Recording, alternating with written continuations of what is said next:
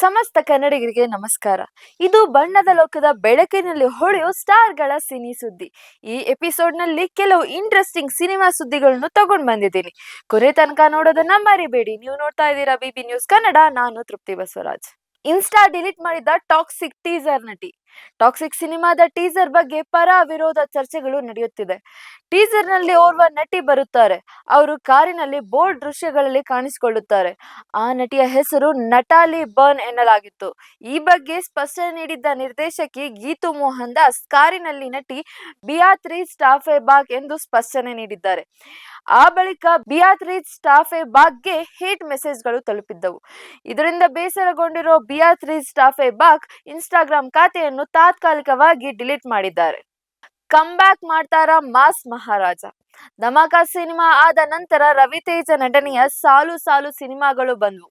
ಆದ್ರೆ ಆ ಯಾವ ಸಿನಿಮಾಗಳು ಕಮಾಲ್ ಮಾಡುವಲ್ಲಿ ಯಶಸ್ಸು ಆಗಲಿಲ್ಲ. ಇದೀಗ ಭಾರತ ಮಹಾಶೈಲಕ್ಕೂ ವಿಜ್ಞಾಪ್ತಿ ಎಂಬ ಮಸ್ತ್ ಎಂಟರ್ಟೈನರ್ ಮೂಲಕ ಸಂಭ್ರಮ ಹೆಚ್ಚಿಸಲು ಬಂದಿದ್ದಾರೆ. ತೆರೆಗೆ ಬಂದಿರೋ ಈ ಸಿನಿಮಾವನ್ನು ನೋಡಿದವರು ಮಿಕ್ಸ್ ರೆಸ್ಪಾನ್ಸ್ ಕೊಡ್ತಾ ಇದ್ದಾರೆ. ಕಿಶೋರ್ ತಿರುಮಲ ನಿರ್ದೇಶನದ ಈ ಸಿನಿಮಾದಲ್ಲಿ ಕಾಮಿಡಿ ವರ್ಕ್ಔಟ್ ಆಗಿದೆ. ಸೆಕೆಂಡ್ ಹಾಫ್ ಚೆನ್ನಾಗಿದೆ ಎಂಬ ಮಾತು ಕೇಳಿ ಬರ್ತಾ ಇದೆ. ಪೊಲೀಸ್ ಕಾನ್ಸ್ಟೇಬಲ್ ಭಾಗ್ಯ ಲ್ಯಾಂಡ್ ಲಾರ್ಡ್ ಚಿತ್ರದಲ್ಲಿ ದುನಿಯಾ ವಿಜಯ್ ಮಗಳು ನಟಿಸಿದ್ದಾರೆ. ದೊಡ್ಡ ಮಗಳು ರಿತಾನ್ಯಾ ಈ ಮೂಲಕವೇ ನಾಯಕಿಯೂ ಆಗಿದ್ದಾರೆ. ಮೊದಲ ಚಿತ್ರದಲ್ಲಿಯೇ ಒಳ್ಳೆ ಪಾತ್ರವೇ ಸಿಕ್ಕಿದೆ.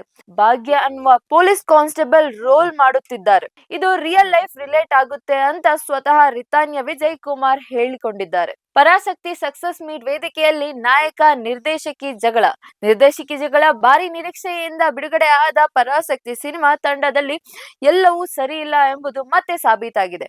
ಜನನಾಯಕನ್ ಸಿನಿಮಾದ ಎದುರು ಉದ್ದೇಶ ಪೂರ್ವಕವಾಗಿ ಸ್ಪರ್ಧೆಗೆ ಬಿದ್ದ ಪರಾಶಕ್ತಿ ಸಿನಿಮಾ ಇದೇ ಕಾರಣಕ್ಕೆ ಹೆಚ್ಚು ಸುದ್ದಿಯಾಗಿತ್ತು. ಹಿಂದಿ ಹೇರಿಕೆ ವಿರುದ್ಧ ವಿಷಯವಿದ್ದು ಈ ಸಿನಿಮಾ ರಾಜಕೀಯ ಕಾರಣಗಳಿಗೂ ಕುತೂಹಲ ಹುಟ್ಟಿಸಿತ್ತು. ಆದ್ರೆ ಬಾಕ್ಸ್ ಆಫೀಸ್ ನಲ್ಲಿ ನಿರೀಕ್ಷಿತ ಮಟ್ಟದ ಪ್ರದರ್ಶನ ಕಾಣ್ತಿಲ್ಲ.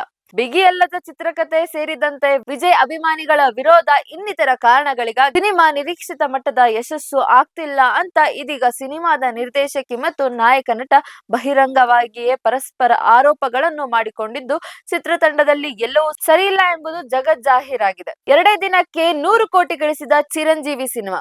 ಮೆಗಾಸ್ಟಾರ್ ಚಿರಂಜೀವಿ ಮನಶಂಕರ ವರಪ್ರಸಾದ್ ಗುರು ಚಿತ್ರವು ಅಭೂತಪೂರ್ವ ಯಶಸ್ಸನ್ನು ಗಳಿಸಿದೆ. ಈ ಚಿತ್ರವನ್ನು ಅನಿಲ್ ರವಿಪುಡಿ ನಿರ್ದೇಶಿಸಿದ್ದಾರೆ. ಈ ಚಿತ್ರವು ಜನವರಿ 12ರಂದು ಸಂಕ್ರಾಂತಿ ಹಬ್ಬದ ಸಂದರ್ಭದಲ್ಲಿ ಅದ್ದೂರಿಯಾಗಿ ಬಿಡುಗಡೆಯಾಯಿತು. ಮೆಗಾಸ್ಟಾರ್ ಚಿರಂಜೀವಿ ಮತ್ತೊಮ್ಮೆ ಈ ಚಿತ್ರದ ಮೂಲಕ ಬ್ಲಾಕ್ ಬಸ್ಟರ್ ಸಾಧನೆ ಮಾಡಿದ್ದಾರೆ. ಈ ಚಿತ್ರದಲ್ಲಿ ಮೆಗಾಸ್ಟಾರ್ ಚಿರಂಜೀವಿ ತಮ್ಮ ನಟನೆಯಿಂದ ಗಮನ ಸೆಳೆದಿದ್ದಾರೆ.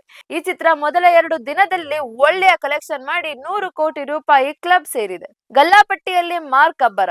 ಕಿಚ್ಚ ಸುದೀಪ್ ನಟನೆಯ ಮಾರ್ಕ್ ಸಿನಿಮಾ ಗಲ್ಲಾಪಟ್ಟಿಯಲ್ಲಿ ಭರ್ಜರಿ ಕಲೆಕ್ಷನ್ ಮಾಡಿತ್ತು. ಚಿತ್ರಮಂದಿರಗಳಲ್ಲಿ 2 ವಾರಗಳನ್ನು ಪೂರ್ಣಗೊಳಿಸಿದೆ. ಮ್ಯಾಕ್ಸ್ ನಂತರ ವಿಜಯ್ ಕಾರ್ತಿಕೇಯನ್ ನಿರ್ದೇಶನದ ಈ ಚಿತ್ರ 51.30 ಕೋಟಿ ಗಳಿಸುವ ಮೂಲಕ 3ನೇ ವಾರಕ್ಕೆ ಕಾಲಿಟ್ಟಿದೆ.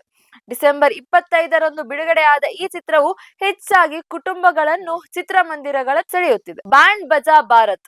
ಜನವರಿ 16ರಂದು ರಿಲೀಸ್. ರಣವೀರ್ ಸಿಂಗ್ ಮತ್ತು ಅನುಷ್ಕಾ ಶರ್ಮಾ ಅಭಿನಯದ ಹಾಗೂ ಯಶ್ ರಾಜ್ ಫಿಲ್ಮ್ಸ್ ನಿರ್ಮಿಸಿದ ಜನಪ್ರಿಯ Bollywood romantic comedy cinema band Baaja Baaraat ಜನವರಿ 16ರಂದು ಮರು ಬಿಡುಗಡೆ ಮಾಡಲು ಸಜ್ಜಾಗಿದೆ. ಮನೀಶ್ ಶರ್ಮಾ ನಿರ್ದೇಶನದ ಈ ಚಿತ್ರವು ರಣವೀರ್ ಸಿಂಗ್ ಅವರ ಚೊಚ್ಚಲ ಸಿನಿಮಾ ಆಗಿದ್ದು ಡಿಸೆಂಬರ್ 10, 2010ರಂದು ಮೊದಲು ಬಿಡುಗಡೆಯಾಗಿತ್ತು.